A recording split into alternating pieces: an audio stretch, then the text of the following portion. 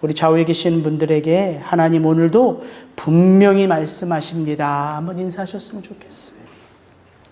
오늘 우리가 함께 읽은 시편 127편은 솔로몬의 시편입니다. 이 솔로몬의 시편인 것을 모르고 읽어봐도 이 시편 127편 1, 2절을 읽어가면 자연스럽게 전도서의 시작이 떠올라요. 다윗의 아들 예루살렘 왕 전도자의 말씀이라. 전도자가 이르되 헛되고 헛되며 헛되고 헛되니 모든 것이 헛되도다. 처음엔 제가 이것을 인식하지 못하고 시편 127편을 읽다가 야, 이게 참 전도서하고 비슷하다. 성경을 뒤져봤더니 솔로몬의 시편, 성전에 올라가는 노래로 127편이 제목되어져 있습니다. 여러분, 이스라엘 왕들 가운데 가장 지혜로운 왕, 아니 이 땅에 태어난 생명 가운데 가장 지혜로운 사람, 가장 부유했던 사람, 가장 풍성하게 누렸던 사람, 그의 이름이 솔로몬이지요. 솔로몬이 전도서를 쓸 때 그는 그 탁월한 지혜로 오만과 아집을 가지고 세상을 향하여 모든 것이 헛되고 헛되다 이렇게 외친 게 아니에요. 솔로몬이 이 전도서를 어떤 마음으로 썼는지 그는 이렇게 밝혀줘요. 나 전도자는 예루살렘에서 이스라엘 왕이 되어 마음을 다하며 지혜를 써서 하늘 아래에서 행하는 모든 일을 연구하며 살핀즉 이 땅을 살아가는 사람들의 그 수고가 어떤 의미인지를 그는 비로소 하나님의 마음을 깨닫고 이 전도서를 기록했다 밝혀줍니다. 여러분, 성경 한 절 한 절이 분명 하나님의 말씀이지요. 그런데 이게 한 절 한 절의 말씀은 우리가 딱 하고 읽으면 척 하고 알아듣게 하나님의 말씀일까요? 그렇지 않아요. 물론 성경 그 어디를 펼쳐도 그건 하나님의 말씀이고 그 말씀은 나에게 유익한 말씀이지요. 그러나 딱 하고 읽으니까 척 하고 알아듣는 게 하나님의 말씀이라는 의미가 아니라 이 하나님의 말씀을 내 삶 가운데 온전히 체험하려면 뭐가 있어야 할까요? 수고로움이 있어야 돼요. 그래서 우리가 자주자주 말씀 앞에 머물러야 해요. 여러분, 시원한 우물물 한 잔을 기로 오르려고 해도 저 깊은 곳에 두레박을 내리며 그것을 열심히 건져 올려야지 마실 수 있는 것 아닙니까? 하나님의 말씀은 저절로 깨달아지는 게 아니에요. 머물러 살피고 그것을 내 마음에 담아 읊조릴 때에 비로소 보이지 않던 말씀의 뜻이 보여지기 시작하는 거예요. 이게 말씀과 기도가 똑같습니다. 여러분, 내가 기도해야 되겠다. 기도의 자리에 나아가서 기도를 시작하면 이 저 깊은 곳으로부터 하나님의 은혜가 샘솟듯 솟아납니까? 1년에 한두 번은 그럴 수도 있겠죠. 성령 충만할 때. 근데 대부분 그렇지 않아요. 기도의 자리에서 떠나고 싶어도 그냥 내 마음을 짓눌러 그냥 그 하나님 앞에 머물 때에 10분, 20분 내가 무슨 기도를 하는지도 모르게 그렇게 기도를 시작하다 보면 어느 순간 쫙 들어가면요. 그때부터 하나님이 말씀하세요. 왜 기도해야 되는지를 알게 하시고 무엇을 구해야 되는지 알게 하시고 그렇게 기도하는 내가 하나님께 어떤 존재인지를 알게 하셔서 기도의 깊은 자리로 나아가게 되는 거죠. 말씀도 그와 같다는 거예요.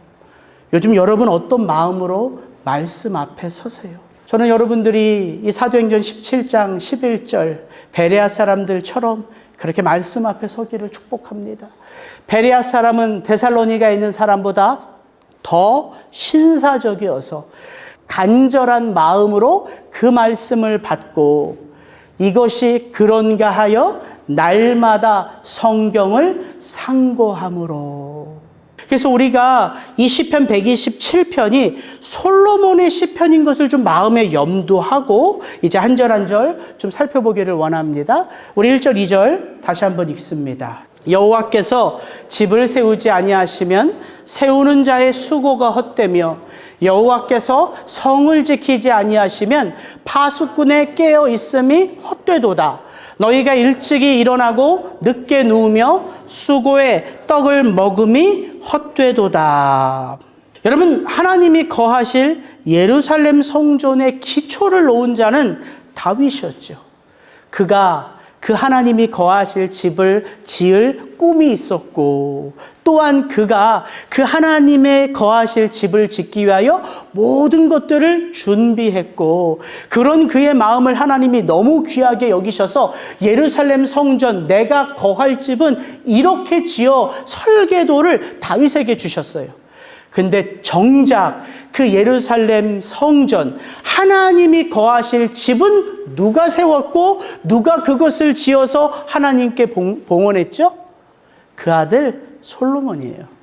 솔로몬이 그 집을 졌고 솔로몬이 그 성전을 하나님께 봉헌했습니다. 여러분, 솔로몬은요, 그 아버지 성군 아버지 다윗을 이어 그 왕권을 받았을 때에 그는 그 나라를 정말 전심으로 가꾸어 가기를 원했어요. 그래서 어떤 나라들은 정복했고 또 어떤 나라들과는 정략 결혼을 해서 그 왕권을 지켜갔지요. 하나님이 거하실 집, 성전, 하나님이 내게 맡기신 나라, 내 집. 솔로몬은 그 두 가지를 온전히 하고자 체험했던 자예요. 그래서 솔로몬이 경험한 게 있지요. 내 힘만으로는, 내 지혜만으로는, 내가 가지고 있는 권력만으로는 하나님이 거하실 집이나 내가 살아갈 집 지을 수 있다 없다? 지을 수 없다. 솔로몬처럼 이 1절, 2절의 말씀을 전심으로 체험한 자가 없다는 거예요. 솔로몬이 성전을 지었다? 아니요. 하나님이 솔로몬에게 그 성전을 짓도록 함께 하신 거지요. 솔로몬이 이 나라를 다스렸다? 아니요. 하나님이 솔로몬에게 그 나라를 다스릴 수 있는 지혜와 능력을 주신 것이지요. 그래서 솔로몬이 고백할 수 있는 거예요. 여호와께서 집을 세우지 아니하시면 세우는 자의 수고가 헛되며 여호와께서 성을 지키지 아니하시면 파수꾼의 깨어 있음이 헛되도다. 너희가 일찍 일어나고 늦게 누우며 수고의 떡을 먹음이 헛되도다. 여러분, 우리가 매일매일의 삶을 살아가면서 체험하는 게 바로 1절, 2절의 고백 아닌가 싶어요. 때로는 우리가 수고한 그 수고의 열매를 거두기도 하지요. 그러나 우리가 수고하면 반드시 내 기대, 내 바람, 내 소망의 응답을 받습니까? 아니요. 그러지 못할 때도 있잖아요. 내가 전심으로 수고했는데 전혀 다른 기대와 전혀 다른 수고의 결과 앞에 우리가 서기도 하잖아요. 때로는 원망하기도 하고 불평하기도 하고 하나님을 향하여 손을 들기도 하잖아요. 그게 우리의 매일매일의 인생인 것이죠. 그러다가 우리는 다시 우리 속에 성령 하나님의 은혜가 워킹하기 때문에 그 삶의 자리, 내게 주어진 환경을 받아들이며 다시금 믿음의 한 걸음을 옮기면서 내게 주어진 그 하루하루의 삶을 채워가는 것 아니겠습니까? 그렇다면 오늘 우리가 함께 살펴보고 싶은 주제는 뭐냐면, 내가 매일매일 해야 되는 그 일들, 내게 주어진 삶, 과연 나는 어떤 마음으로 이 일을, 이 삶을 하나하나 그 성전을 향하여 나아가야 할까? 바로 일입니다. 일. 시편 127편을 보면 수고해라, 노력해라, 최선을 다하라 말하지 않고요. 가장 먼저 이 솔로몬은 모든 일의 주체가 되시는 분이 누구인지를 먼저 밝혀줘요. 여러분, 우리가 성경을 펴면 만나는 하나님의 첫 번째 모습이 뭐예요? 어떤 하나님을 만나요? 창세기를 열면 저 천상에서 모든 것을 바라보시면서 거니시는 하나님이에요? 아니면 큰 골룡포 같은 의자에 좌정하여 앉아 계신 하나님이에요? 아니면 매일매일 잔치를 베풀어 음주 가무를 즐기시며 기뻐하시는 하나님이에요? 성경을 펴면 만나는 하나님의 첫 번째 모습은 일하시는 하나님이에요. 태초에 하나님이 천지를 창조하시니라. 아무도 할 수 없는 그 창조의 일, 하나님은 그 일을 통하여 택하신 백성들과 첫 만남을 하신다고요. 그러면서 하나님은 또 어떤 하나님이에요? 당신의 손으로 만드시고 빚으시고 창조하신 그 창조의 작품을 보며 하나님은 그 일의 결과를 이렇게 아름답게 선포하시기도 해요. 보시기에 심히 좋았더라. 아니, 하나님의 손으로 만든 이 세상인데 안 좋을 수가 없는 것이죠. 그래서 신학자들은 창세기 1장을요, 하나님의 작업일지 노동일지다 이렇게 말하기도 해요. 하루하루 하나님이 어떤 일을 하셨는지를 보여주기 때문에 그 하나님의 일의 절정이 뭘까요? 온 우주 만물을 만든 게 아니라 이 온 우주 만물을 만드시고 그 가운데 하나님의 형상대로 지은 인간을 살게 하신 거예요. 그러면서 하나님은 그 인간에게 함께 일하자 초청하셨어요. 그게 창세기 1장 28절입니다. 하나님이 인간에게 복을 주시며 하나님이 인간에게 이르시되 생육하고 번성하여 땅에 충만하라, 땅을 정복하라, 바다의 물고기와 하늘의 새와 땅에 움직이는 모든 생물을 다스리라 하시니라.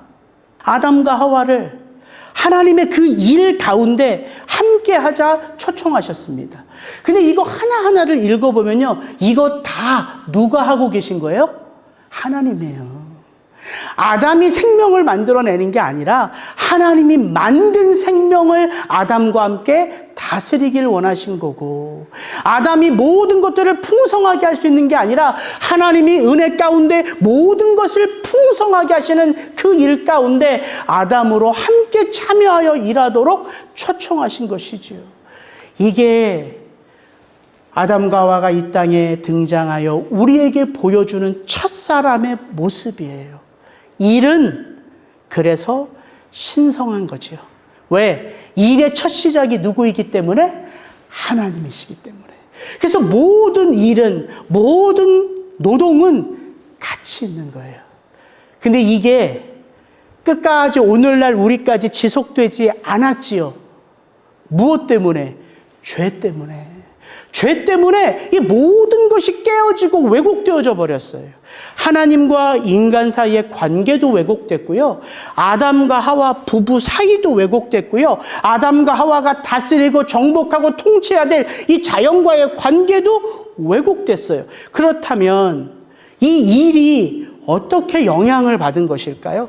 성경은 아주 분명한 한 의미로 표현해요. 땅은 너로 말미암아 저주를 받고 너는 내 평생에 수고하여야 그 소산을 먹으리라. 땅이 내게 가시덤불과 엉겅퀴를 낼 것이라. 죄를 범한 인간만 저주를 받은 게 아니에요. 그런 인간을 유혹한 뱀만 저주를 받은 게 아니에요. 땅도 죄를 범한 인간으로 말미암아 저주를 받았어요. 이전의 땅은, 이전의 자연은 하나님의 형상대로 지음받은 인간이요, 수고하면 수고한 대로 무엇을 맺게 해요? 열매를 맺게 해요. 근데 이제 더 이상은 그렇게 내 수고의 대가, 내 수고의 열매를 내 마음대로 땅에서 거두어 드릴 수 없다 말하세요. 땅이 이제 무엇을 낸다고요? 가시덤불과 엉겅퀴예요. 그게 뭘 말할까요? 이 아담과 하와가 아무리 수고해도 이 땅에서 가시덤불과 엉겅퀴가 난다는, 이 땅이 저주받았다는 건 오늘 이 땅을 살아가며 이 땅에서 수고하며 애쓰는 우리에게는 어떤 의미일까요? 내 마음대로 다스릴 수 있는 세상이 아니라는 거예요. 내 원함대로, 내가 아무리 수고해서 내 원함대로 거둬들일 수 있는 게 아니라는 거예요. 이 가시덤불과 엉겅퀴는 우리의 삶 속에 일이 이제는 누구의 다스림 속에 있어야지만 하나님의 다스림 속에 있어야지만, 하나님의 일하심을 통해서만 우리가 온전히 그 하나님을 위한 일에 전심을 다할 수 있다는 거예요. 여러분, 우리 가운데 일하지 않고 먹고 살 수 있는 사람이 있어요? 우리 가운데 아무것도 안 하고 사는 사람이 있어요? 아니요. 모든 게 일이에요. 이 땅에 우리가 생명을 가지고 태어났다는 건 우리가 그 일을 평생 하다가 하나님 앞에 서는 거예요. 일이 우리의 삶과 뗄래야 뗄 수 없는 것이죠. 그래서 우리가 깨달아야 돼요. 도대체 내가 구원받은 하나님의 백성으로 내게 주어진 일, 내게 주어진 삶, 어떻게 살아야 할까? 그걸 알아야 되는 거예요. 그래서 오늘 시편 127편의 1, 2절, 여호와께서 집을 세우지 아니하시면 세우는 자의 수고가 헛되며 여호와께서 성을 지키지 아니하시면 파수꾼의 깨어있음이 헛되도다. 너희가 일찍 일어나고 늦게 누우며 수고의 떡을 먹음이 헛되도다. 이 말씀의 강조점은 헛되고 헛되니 헛되도다에 있는 게 아니라 여호와께서, 여기에 초점이 있는 거예요. 시편 기자는 우리의 수고가 의미 없다 말하는 게 아닙니다. 우리의 애씀이, 우리의 부지런함이, 우리의 열심이, 우리의 전심이 아무 의미 없다 말하는 게 아니라 그 모든 것 위에 누가 계신다? 하나님의 일, 하나님의 역사가 있어야지만 그 모든 것의 결과가 하나님이 원하시는 대로 갈 수 있다. 우리의 수고, 우리의 지혜, 우리의 지식, 우리의 열심보다 먼저 무엇이 있어야 된다? 하나님을 향한 믿음이 있어야 된다. 이야기를 하는 거예요. 시편 127편을 이제 여러분 읽어보셨고 또 들으셨을 텐데 한 절 한 절의 의미가 어려운 게 아니라 이 고리가 좀 낯설지 않아요? 일로 시작해요. 하나님이 함께하지 않으시면 모든 일이 헛되다. 그 다음에 난데없이 잠이 나와요. 그러므로 하나님이 사랑하시는 자에겐 잠을 주신다. 그러면서 또 뭐가 나오냐면 자식이 나와요. 보라, 자식들은 여호와의 기업이요 태의 열매는 그의 상급이로다. 일, 잠, 자식. 도대체 이 연결고리가 뭘까 생각해 보게 되더라고요. 그래서 솔로몬이라는 이름이 저는 새삼 다시 떠올랐어요. 2절의 후반부, 그러므로 여호와께서는 그의 사랑하시는 자에게는 잠을 주시는도다. 여러분, 솔로몬에게는 아버지 다윗이 지어준 솔로몬이라는 이름 외에 또 하나의 이름이 있습니다. 혹시 그 이름 아세요? 하나님이 주신 이름이 있어요. 다윗이 그 밧세바를 위로하고자 함께 동침할 때에 밧세바가 잉태한 소식을 누가 듣고? 선지자 나단이 듣고 다윗에게 찾아와 하나님의 말씀을 전하지요. 그 아들의 이름을 여디디아라 하라. 솔로몬의 이름은 여디디아예요. 그 이름의 뜻이 뭘까요? 여호와께서 사랑하시는 자. 그러므로 여호와께서 그 사랑하시는 자에게 잠을 주시는도다. 이건 솔로몬이 그냥 음미하고 써내려간 시편이 아니라 자기의 삶을요 간증한 것처럼 제게 들려오더라고요. 솔로몬에게 꿈의 의미는 뭘까요? 솔로몬이 기가 막힌 꿈을 2번 꾸지요. 언제 꿔요? 아버지 다윗에 이어 통일왕국 이스라엘의 왕이 될 때. 솔로몬은 겸손했거든요.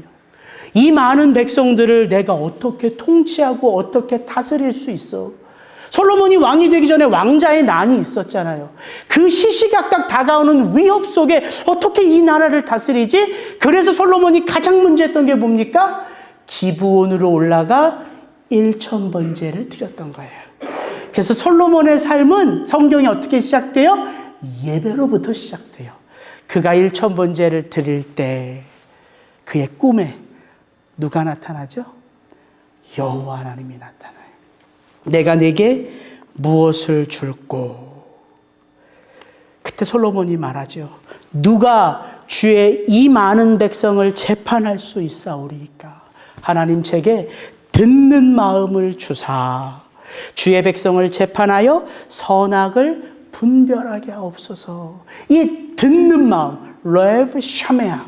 이 솔로몬의 꿈에 나타난 하나님과 대화 속에서 고백했던 내용이고, 이 솔로몬의 고백이 하나님이 너무 기쁘셔서 듣는 마음만 주셨어요?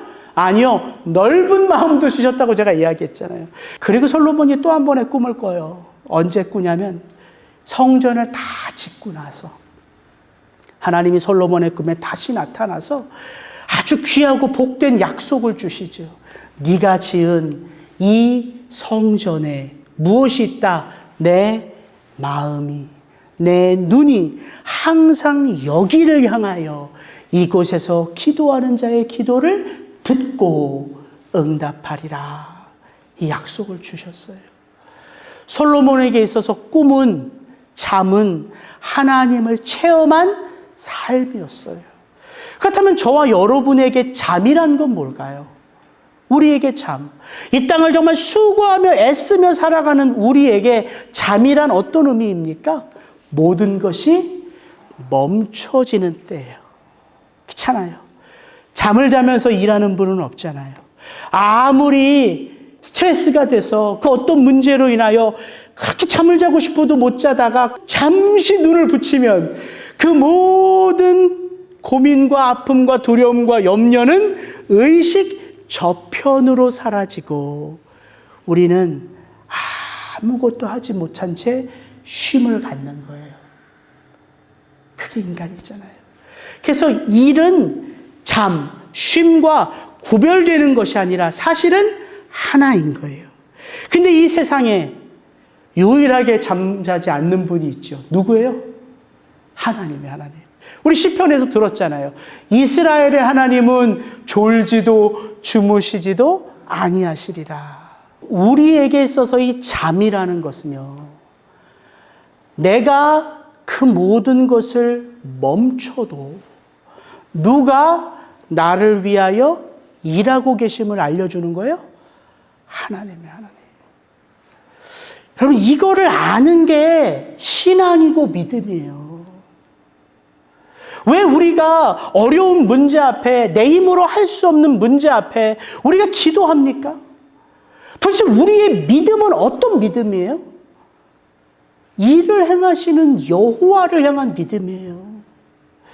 우리가 우리의 삶의 모든 것들을 기도의 제목 삼아 하나님 앞에 구할 수 있는 건 그 하나님이 앉아 계신 분이 아니라 그 하나님이 일을 행하시는 여호와, 그것을 지어 성취하시는 여호와시기 때문이에요. 그 하나님의 모습 그대로를 우리 예수님이 이 땅에 오셔서 우리에게 말씀하시죠. 내 아버지가 일하시니 나도 일한다. 그래서 오늘 이 시편 앞에서 우리가 하나님이 나를 위해서 일하시는구나, 이게 믿음이구나, 이걸 배워야 된다고요. 여러분, 어떤 삶으로, 어떤 자세로 일하셔야 돼요? 믿음의 마음으로 일하셔야 돼요. 그 믿음이란 하나님께 맡길 수 있다라는 말이에요. 내가 지고 가는 이 짐, 이 수고, 이 모든 것들 하나님이 너 혼자 알아서 해, 이렇게 우리에게 맡기신 게 아니란 말이에요. 함께 일하시는 하나님이세요. 그래서 이 잠이 그 다음에 이렇게 연결되는 거예요. 보라, 자식들은 여호와의 기업이요 태의 열매는 그의 상급이로다. 갑자기 하나님이 사랑하시는 자에게 잠을 주신다 말씀하시고 그 다음에 갑자기 난데없이 자식 이야기를 하세요. 잠과 자녀가 이게 어떻게 연결될까요? 한 남편이 사랑하는 아내와 동침함에, 이게 무슨 의미일까요? 하나님이 우리에게 자녀를 주실 때 어떻게 주세요? 아니, 사랑하는 부부가 잠을 자야지, 같이 잠을 자야지 주시잖아요. 그 의미라고요, 그 의미. 이게 복잡한 의미가 아니에요. 자, 가만히 생각해 보니까 왜 그러냐면 성경의 이야기를 보면 아주 중요한 구원의 큰 역사적인 전환점에 항상 반복해서 나오는 이야기가 있어요. 어떤 이야기냐면요, 부부 가운데 자녀가 없어요. 불임의 이야기예요. 아브라함과 사라. 이 가정 가운데 자녀가 없어요.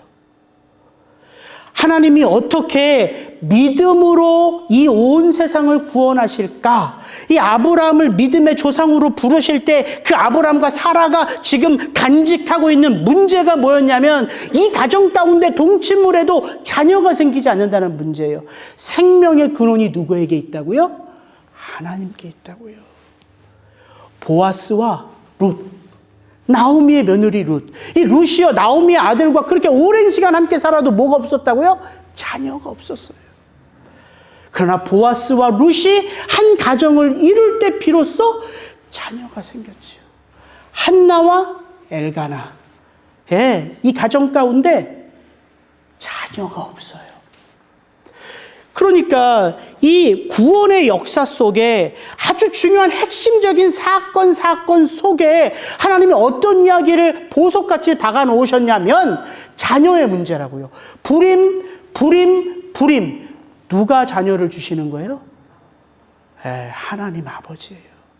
그래서 3절을 보세요. 보라, 자식들은 누구의 기업이다? 여호와의 기업이요. 태의 열매는 그의 상급이라. 이해하시겠어요?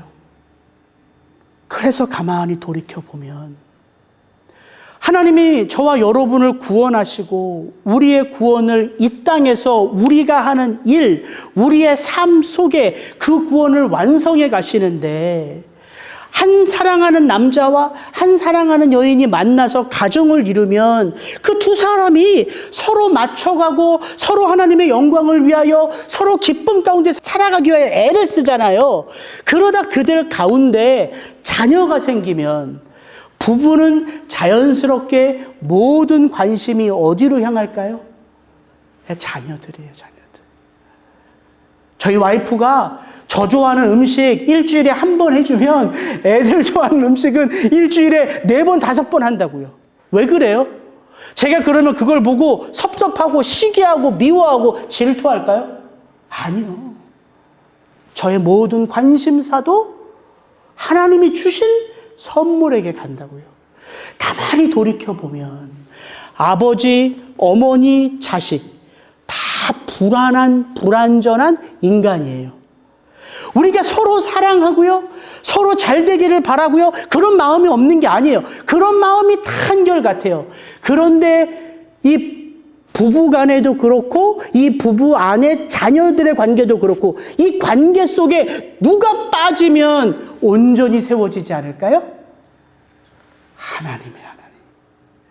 그러니까 우리의 모든 일, 모든 수고를 이 시편 127편은 하나를 통해서 강조하고 있는 거예요. 그게 뭐예요?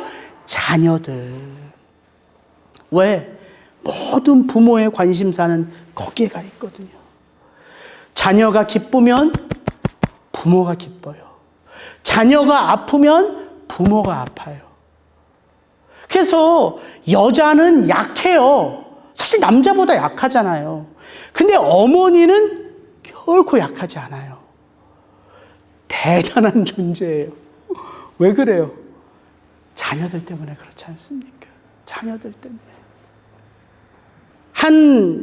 이제 아내가 30살 좀 넘어서 남편을 여인 거예요. 남편이 암에 걸려서 오래 아프다가 일찍 이제 돌아가신 거죠. 그리고 이 여인이 혼자 되어서 그 자녀들을 다 훌륭하게 키웠어요. 그래서 60세 환갑인지 하여튼간 그런 큰 잔치를 자녀가 이렇게 이제 벌려주고 그 자녀 중에 이제 큰아들이 엄마는 어떻게 이렇게 긴 여생 혼자 그렇게 살 수 있었어? 이렇게 물어보는데 그 엄마가 그 아들에게 이렇게 고백했대요. 얘야, 나는 이것 한 가지를 잊을 수 없었어. 그래서 엄마 그게 뭐예요? 네 아빠가 병원에서 어느 날 갑자기 내 손을 이렇게 꼭 잡아줬다는 거예요. 내 손을. 그렇게 오랫동안 이 암으로 고생하는 이 사람이 자기 손을 이렇게 꼭 잡아주고 아무 말도 없이 그냥 지극히 자기를 바라보며 부탁해. 이렇게 웃으면서 한마디를 했더라는 거야. 근데 엄마는 그 아빠의 체온을 잊을 수가 없어. 그게 지난 평생 내게 가장 큰 기쁨이었고 버텨낼 가장 큰 힘이었어. 이렇게 말하는 대목이 제가 잊혀지질 않아요. 평생 60년, 50년, 40년 함께한 부부 속에도 아름다운 믿음이 꽃피고 자라겠지요. 그러나 어느 한순간에도 믿음은 들어오고 그 삶의 에너지가 될 수 있다는 거예요. 이게 가족이에요. 그래서 우리의 삶을 돌아보면 나에게 하나님이 시작하신 구원이 가장 깊이 온전히 체험되어져 가는 그 관계가 가족이라는 관계 외에 또 어떤 관계가 있어요? 없어요. 가족 때문에 아프고요. 가족 때문에 실망스럽고요. 가족 때문에 기쁘고요. 가족 때문에 감사하고요. 가족 때문에 살아갈 힘이 생기는 거거든요. 이게 가정이라는 울타리예요. 하나님의 구원이 어디에서부터 비롯되기 시작한다고요? 가족들. 그래서 여호와의 기업이요 그의 상급이에요. 그 말은 뭐예요? 내 것을 내가 너에게 맡긴다. 그러므로 너는 내게 어떤 존재다? 청지기가 되는 거예요. 그래서 부모를 청지기라고 하는 거잖아요. 자녀들 내 맘대로 안 됩니다. 그런데 자녀들도 내 맘대로 내 팽개치 칠 수 없어요. 왜? 내가 청지기이기 때문에. 저는 오늘 말씀을 준비하면서 제가 이번 주 이 말씀을 준비하면서 칼럼 하나를 썼거든요. 제가 이제 써야 돼가지고 노아의 이야기를 썼어요. 여러분 창세기에 보면 노아 때에 노아라는 인물을 소개하기 전에 창세기 6장에 보면 노아 시대 상황이 어떤지를 먼저 이렇게 소개해요. 여호와께서 사람의 죄악이 세상에 가득함과 그의 마음으로 생각하는 모든 계획이 항상 악할 뿐임을 보시고 땅 위에 사람 지으셨음을 한탄하사 마음에 근심하시고 이르시되 내가 창조한 사람을 내가 지면에서 쓸어버리되 사람으로부터 가축과 기는 것과 공중의 새까지 그리하리니 이는 내가 그것들을 지었음을 한탄함이니라 하시니라.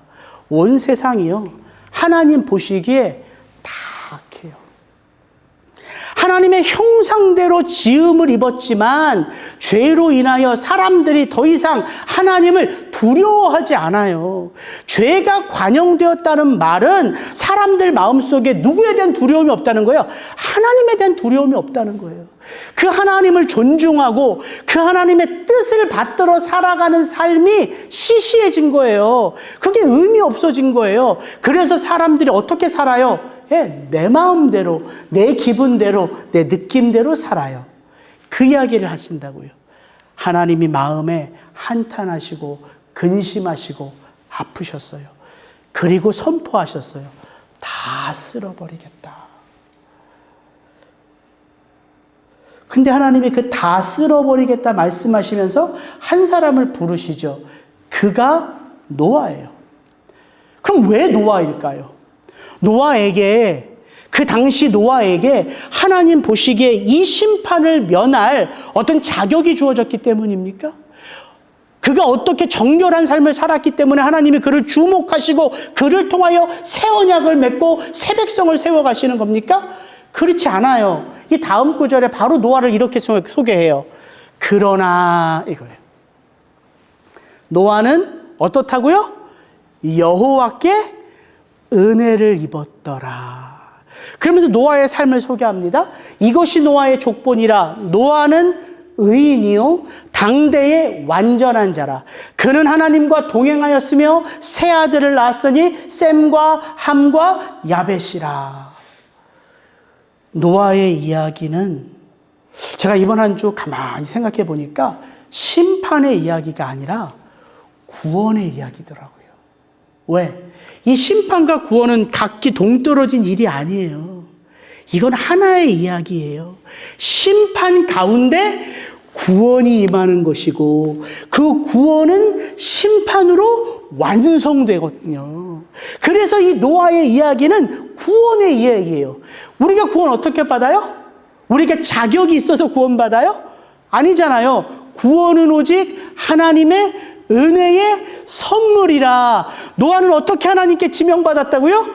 은혜를 입었더라. 이게 구원의 이야기더라고요.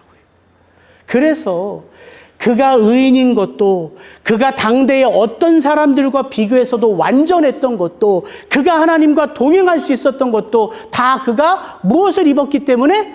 하나님의 은혜를 입었기 때문에. 근데 이 이야기가 저에게 새롭게 다가왔던 것은 하나님이 이전까지는 사람들에게요, 무엇을 하라고 부탁하신 게 없어요. 아담과 하와 이후에는. 근데 오늘 노아에게는 내가 이 온 세상이 죄악이 관영해서 내가 다 쓸어버릴 텐데 이제 내가 너를 통하여 언약을 맺고 새로운 백성들을 세울 것이다. 그러니 노아야, 너는 너를 위하여 배를 만들라. 이렇게 이야기하세요. 그래서 노아의 방주 이야기가 시작돼요. 하나님 분명히 말씀하셨어요. 너는 누구를 위하여? 너를 위하여 방주를 만들라. 노아는 그 하나님의 명령 앞에 순종했어요. 노아가 몇 년 동안 방주를 만들었을까요? 몰라요. 몰라. 사실 성경에 120년이라는 말이 나와서 120년이라고 많이 말하지만 사실 구체적으로 나오지 않아서 적어도 80년부터 120년 사이라고 생각해요. 그럼 노아는 어디에다 방주를 만들었을까요? 어떤 사람은 산 위에 만들었다고 하거든요. 그것도 몰라요. 우리가 자꾸 노아의 이야기를 하면 이게 방주의 이야기가 되어서 궁금한 건 다 방주예요. 어떻게 방주를 만들었을까? 그 방주는 물에 잘 떴을까? 그 방주에 어떻게 그 많은 동물들이 아무 문제 없이 살았을까? 이런 것들이 궁금하다고요. 어디에 졌을까? 언제 만들었을까? 그거 다 중요하지 않아요. 중요한 건 뭐냐면 노아가 그 방주를 어떤 마음으로 만들었냐는 거예요. 그 80년 이상의 그 긴 세월을 어떻게 노아는 한결같이 그 하나님의 명령 앞에 순종할 수 있었을까요? 우리가 어떻게 살아야 해요? 하나님의 말씀 앞에 순종함으로 사는 거예요. 그게 믿음의 삶이라고요. 노아 시대는요, 뭐가 없었다고요? 비가 없었어요. 비가 뭔지를 몰라요. 비가 내린 적이 없거든요. 그렇다면 물 위에 뜨는 배라는 컨셉이 있었을까요? 없었어요. 그래서 하나님이 노아에게 어떻게 방주를 지어야 되는지도 다 말씀하세요. 어디에 창을 내고 문을 어떻게 만들고 어떻게 층을 짓고 이걸 다 말씀하신다고요. 그는 80년 이상 사람들의 손가락질 속에 그 일들을 묵묵히 해나가요. 사람들이 그러지 않았을까요? 야, 노아가 갑자기 이게 제정신이 아니네? 저 짓는 게 뭐야? 뭔지도 몰라요, 사람들은. 그럼 매일같이 그곳에 출근하면서 그 일을 묵묵하게 하는 노아를 보며 처음에는 그냥 걱정하고 근심했던 사람들이 무슨 소리가 계속 들려요? 콩, 콩, 콩. 톱을 가는 소리, 나무를 자르는 소리, 돌망치로 나무를 붙이는 소리, 이게 계속해서 들려오니까 사람들이 이게 1년, 2년도 아니고 80년 이상을 들었다고 생각해 보세요. 노아가 미쳤구나.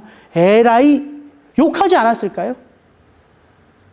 아니, 영화적 상상력을 발휘하면. 그런데 그 노아의 그 삶을 히브리서 기자는 믿음장에서 이렇게 결론을 내줘요. 믿음으로 노아는 아직 보이지 않는 일에 경고하심을 받아 경외함으로 방주를 준비하여 그 집을 구원하였으니 이로 말미암아 세상을 정죄하고 믿음을 따르는 의의 상속자가 되었느니라. 이건 노아가 자기의 삶을 결론짓는 게 아니라 노아의 삶을 수백 년이 지난 후에 성령께서 노아의 삶이 이런 삶이었다 결론을 짓는 거예요. 여기 안에 비밀이 담겨져 있어요. 하나님은 노아에게 말씀하십니다. 노아야, 너를 위하여 방주를 만들어. 그 일에 노아는요, 불평하지 않고 80년 이상 순종했습니다. 그 결과가 뭐예요? 노아의 삶을 통해서 누가 구원받았다고요? 그 집이 구원받았으니. 우리에게 주어진 일, 그 일을 묵묵히 감당하다 보면 그 일을 통하여 내가 구원을 이루어 가요. 하나님을 섬기는 것, 그 일이거든요. 예배하는 것도 일이에요. 하나님이 맡기신 것을 하는 것도 일이에요. 그 일을 통해서 내가 구원을 체험해 가요. 또 하나, 그 일을 통하여 누구에게 믿음이 전해진다고요? 예, 자녀들에게. 노아의 이야기가 그걸 우리에게 보여줘요. 그것뿐인가요? 그 집을 구원하였으니 이로 말미암아 세상을 정죄하고 믿음을 따르는 의의 상속자가 되었느니라. 누가? 노아가. 그 노아의 삶을 통하여 이 세상 가운데, 패역한 세상 가운데 하나님이 어떤 분이신지를 드러내는 삶이 되었다는 거예요. 그 쿵, 이 소리. 무슨 소리일까요? 세상 사람들은 듣기 싫은 소리였는데 하나님은 그 소리를 통하여 노아의 믿음을 받으셨고, 하나님은 그 소리를 세상 가운데 어떤 소리로 선포하셨다고요? 이제 곧 심판이 올 것이다. 이 소리가 멈춰지자 뭐가 왔다고요? 심판이 왔다고요. 하나님이 저와 여러분에게 맡기신 삶, 그건 가치 있고 덜 가치 있고 아니 없어요. 노동은 신성한 거예요. 왜? 하나님이 시작하셨기에. 근데 이 일이 우리를 자꾸 힘들게 하는 것은 가시덤불과 엉겅퀴를 내기 때문이에요. 그래서 우리에게 일보다 먼저 뭐예요? 하나님을 보는 거예요. 하나님을. 그 하나님의 역사를 체험할 때 비로소 나의 일도 하나님의 구원을 이루어가는 일 가운데 동참하기 때문이에요. 저는 여러분을 축복합니다. 오늘도 세상 사람들은 쿵쿵 소리로 들려오는 그 우리의 삶의 이야기들이 이 세상을 향한 하나님의 구원의 선포라는 사실이에요. 저는 우리 교회가 리사운드 교회, 그렇게 이 세상 가운데 구원의 소리를, 심판의 소리를 아름답게 증거하는 그런 교회 되기를, 우리 성도님들 되기를 주의 이름으로 축복합니다. 같이 기도하시겠습니다.